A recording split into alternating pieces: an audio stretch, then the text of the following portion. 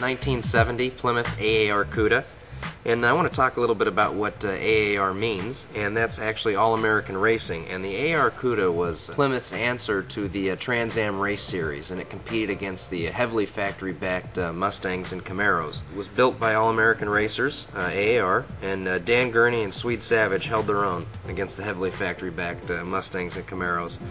The car is heavily optioned. They only built 2,724 AAR CUDAs, heavily optioned with a 346-pack motor, consisting of a special Trans Am cylinder block and heads, aluminum Edelbrock manifold, dual-point distributor, and 3 Holley 2-barrel carburetors.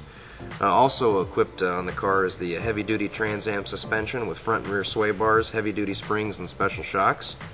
An aerodynamic fiberglass hood with functional ram air scoop. The car also has, to back up its tremendous acceleration, has tremendous braking power with its power front disc brakes and heavy-duty rear drums. Standard on the car was a sure grip differential with the 355-to-1 gear ratio, and of course special low restriction mufflers, and my favorite part, the chrome side outlet exhaust. I know on our particular car here on a few occasions it spit fire out the side. It's definitely well tuned and very, very fast and streetable. One of the nice things about it, of course, is the fact that it doesn't have power steering. It's so much nicer with a car like that that's set up without power steering. You get great feedback, great road feel, and of course the pistol grip 4-speed transmission. That pistol grip is great. You can just fly that thing through the gears, just whip it right through the gears, and it bites every time. Super, super solid and tight body structure on this car. It's an original 24,352 mile vehicle. Very low miles for this car. It's been frame off, rotisserie restored, and definitely the level of attention to detail is apparent in every aspect of the car.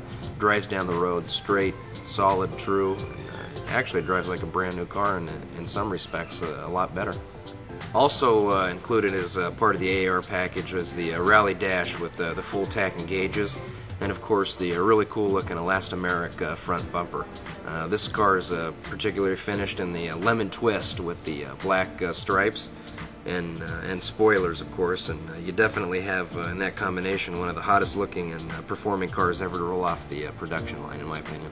The car also has the fully documented original fender tag showing all options. It's been decoded and certified by Galen Govier. Includes the original broadcast sheet.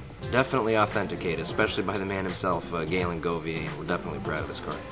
AAR was named after Dan Gurney's race team, which was the All-American Racers.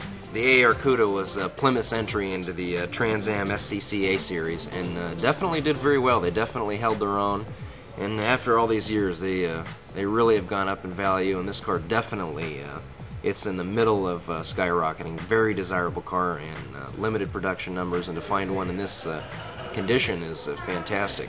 Especially when you compare it to the production numbers of, say, the Camaro Z28 or Boss 302.